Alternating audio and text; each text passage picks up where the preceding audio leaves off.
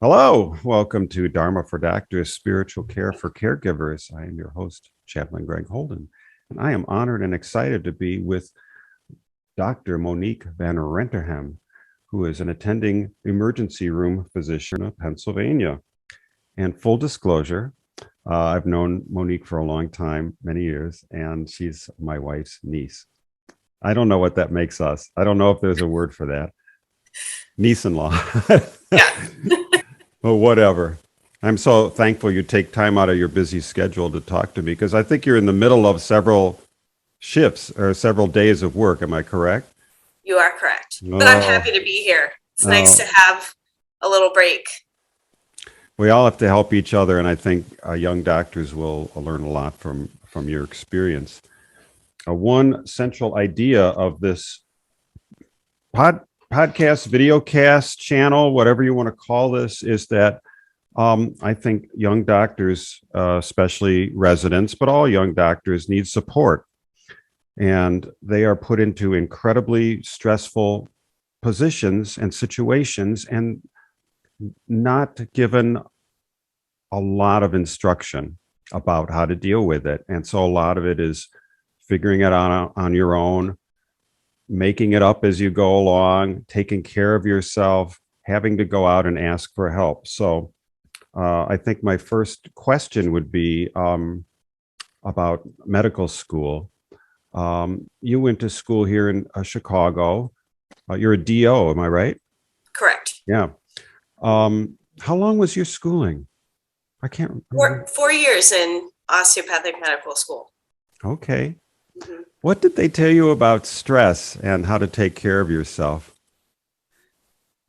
To be honest, I think they kind of glossed over the subject. I think it was mostly a box that they had to tick in some of their, onboarding procedures to say, oh, burnout is a real thing. Here are some things you can do about it. But it all seemed very abstract.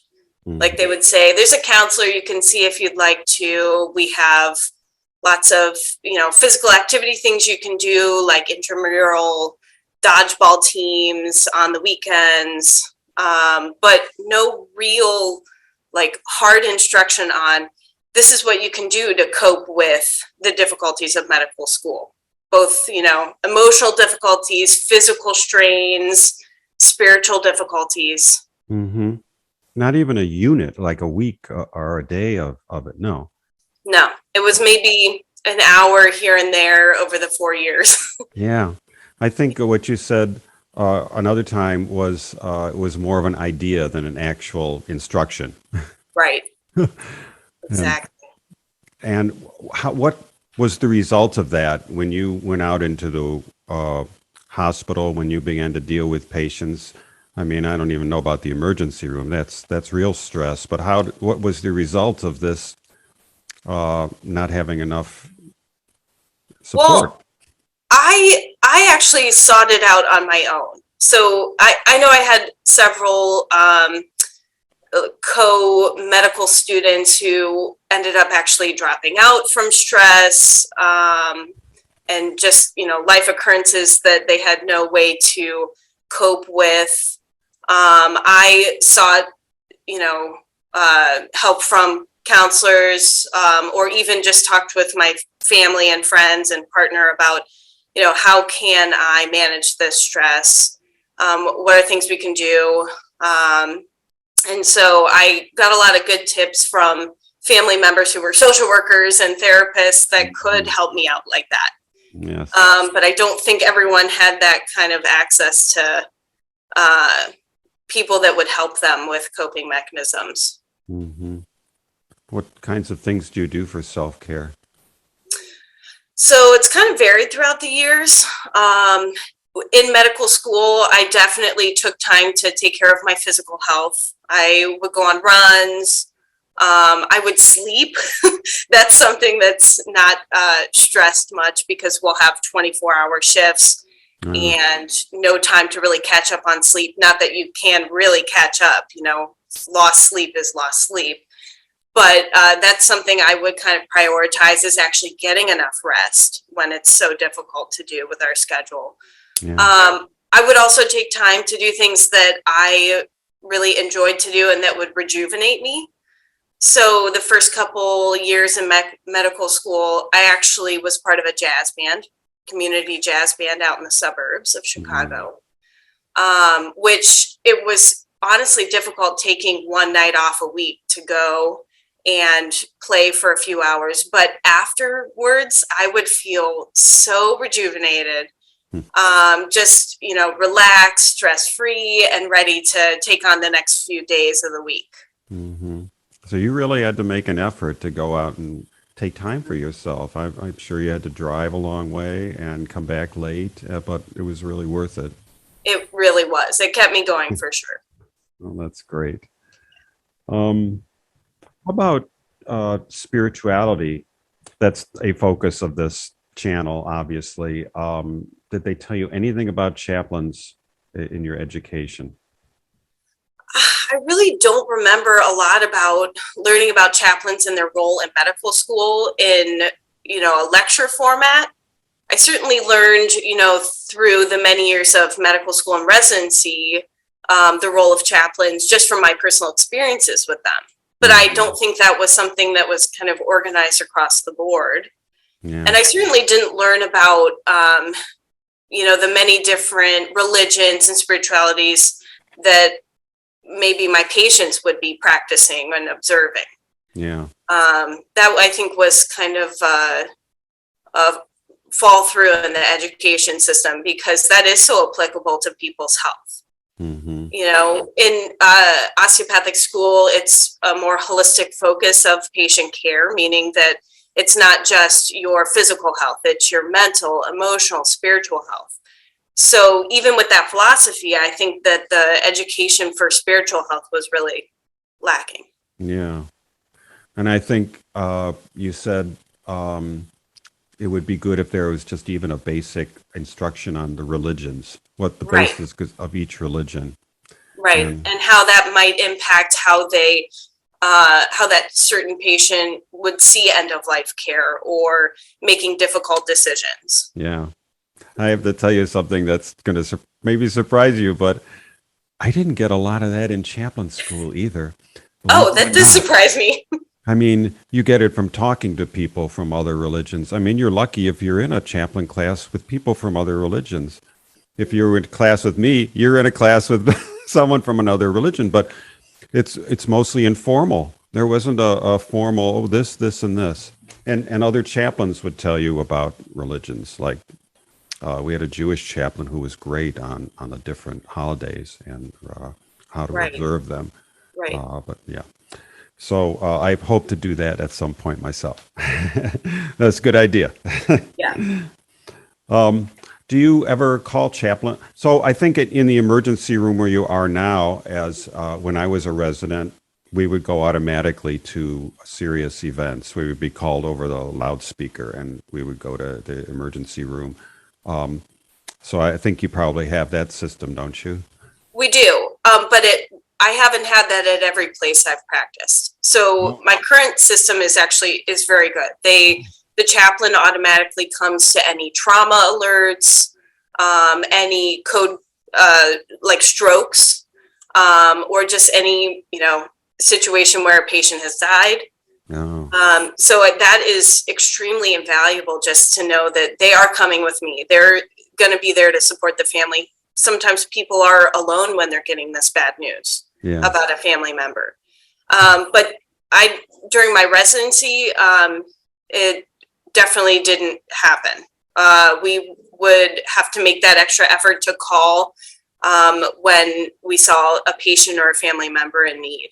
Yeah. What kinds of situations would prompt you to say, "Oh, I better get a chaplain here to talk to this person"? Well, actually, in the ER, there's a lot of situations. We see people, that are very, very sick, that had to, be intubated and go on a ventilator, and just kind of navigating through that with a patient's family member would prompt me to say, "Hey, do you want to speak with the chaplain?" Or, my current institution, I say, "Here's the chaplain, and let's talk about the medical aspect And I'll often stick around to talk about, how this impacts them spiritually and emotionally. Pray with patients if they would like to. Oftentimes too, in the emergency room, we're giving bad news, like you came in for abdominal pain and here on your scan we found that you have metastatic cancer as a new diagnosis. Mm-hmm. So those are often situations where I'll ask for the chaplain to come so that they can be there when I deliver bad news, because I've done it kind of both ways, with and without a chaplain. Mm-hmm. And it's certainly always helpful to have somebody else there, especially if the patient doesn't have a family member. Mm-hmm. And a lot of times when I was in a hospital, the doctors would ask almost with hesitancy, "Can I pray with someone? Can I do that?" Have you done that yourself? Absolutely. Yeah. Okay. And I think, actually I've had people ask for me to pray with them. I've offered to. I think it's fine either way. Mm-hmm. And I don't even think you have to be part of their religion to understand how, just being there spiritually with them can impact. Right. Mm-hmm. And that's a fundamental thing. You learn that all people have the same needs, no matter what system they follow, but you're talking to them from your heart. And that's great. I really applaud that. Have you ever had a situation where there was someone who was praying and that really helped them, or they were in a really bad way and they get calmed down from prayer or from Absolutely. just breathing or meditating? Yeah. You remember anything like that?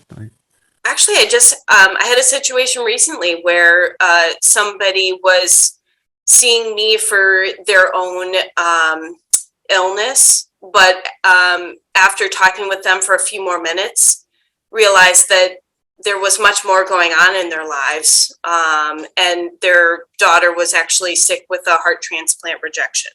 Oh, wow. So, I'm here sitting with this patient because she has a different illness going on personally, but seeing how her whole life is being impacted also by the, illness that her daughter is experiencing, I was able to kind of sit with her, talk, process, care for her, and even just hug her.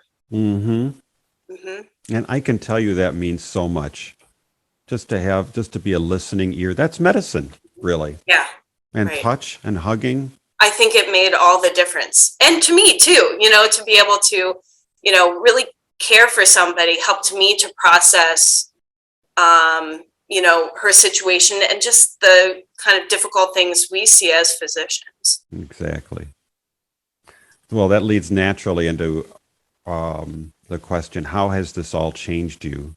Your this whole experience of medicine and now being an attending, how has this changed you? I think people around me would say it's changed me a lot. Not, it has made me a more spiritual person. It's made me appreciate the diversity of our world that we live in and how many people are out there that I would have never met otherwise and have, changed because of them. Mm-hmm. Yeah. And do you have any advice for young doctors, for residents in particular, who are going through their own stressful time and learning in such an intense way? I do.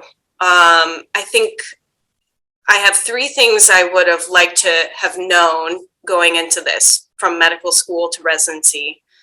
The first is that there is an end to the madness. It won't always be working 80 to 100-hour weeks. Also, don't let that hold you back from living. Don't start living after you've completed medical school and residency. Live now. Enjoy every day. Have a partnership. Get married if you want to. Have kids if you want to. Don't take that vacation. Don't let this hold you back from living. And also, it's okay to struggle. It's okay to be stressed out, to struggle, to ask for help during medical school and residency, it's when you keep things bottled up that it gets to a breaking point. Yes. So absolutely talk about the struggle. It is real, and it's something we've all experienced. You don't have to just put on a brave, strong face during it. Yeah. And sometimes people suggest, they may not use this word, but it's suggested that you're weak somehow if you're struggling. Right. And there's this culture of powering through. Oh, I'm going to get through it. I'm going to power through. I don't know what that term means. But I don't know if it's valid, frankly. And I think, have you known people who put things off during their residency? They didn't get married, or they didn't do this or that trip? And they Absolutely. Or they push back having kids when that's something that's really important to them. And I've also seen people not do that, and they seem, I don't know, happier. They seem more fulfilled. They seem like maybe their relationship didn't suffer because they decided to go on that vacation and, buy a house and just live like other 20, 30, 40-year-olds would. Yes. Yeah. It's essential to keep up those relationships. How did you keep up your relationship with your wonderful husband, Kevin? I think I have to give him a lot of credit for being understanding. I think it was helpful to kind of like lay out what my schedule might look like and manage expectations. But I also think I put in the effort, on days off, or, maybe I didn't pick up that extra shift so that I could spend time with him. Mm-hmm. So, it is a give and take, and you have to both be in it. Yes. And it's okay to say no sometimes to work. Exactly. So make that priority. There's always one other thing that pops up. Here's, you started right at the start of this pandemic. What was that like, starting your journey at this time when there are all these lockdowns and families can't come in and see people, and there are all these waves, I'm sure, of patients. Yeah. What was that like? That has been very hard. I'll be honest.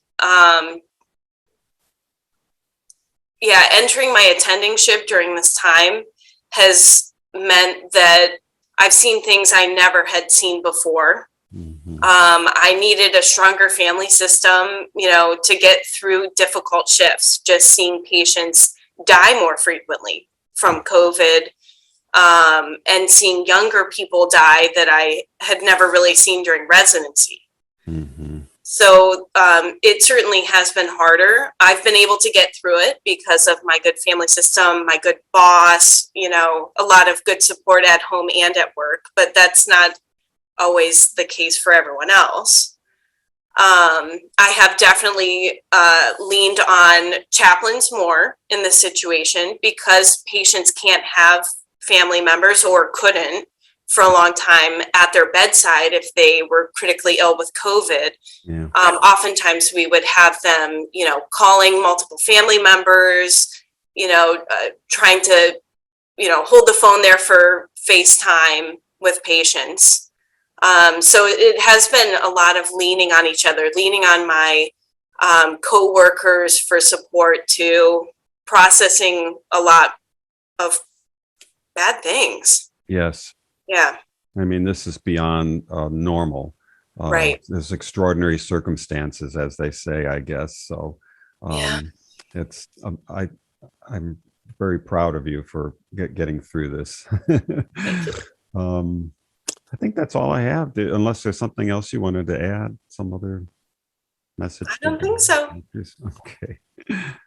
Well, I'm so happy you are where you are. I think you were meant to be there. Any doctor that had to go through this pandemic and it's just starting out must have been meant to be there in some way. So it's extra hard, but hopefully you get extra learning and extra benefit out of it. Yeah, and I still would say I'm happier than I ever have been in my life with where I'm at right now. Yeah, and you learn to appreciate every day, the random day. There Absolutely. is no random day. Yeah. Well, thank you so much for sharing time. I really, this will help so many people, and keep doing what you're doing, Monique. Thanks for having me here. Appreciate it. Okay. And we thank you too for watching.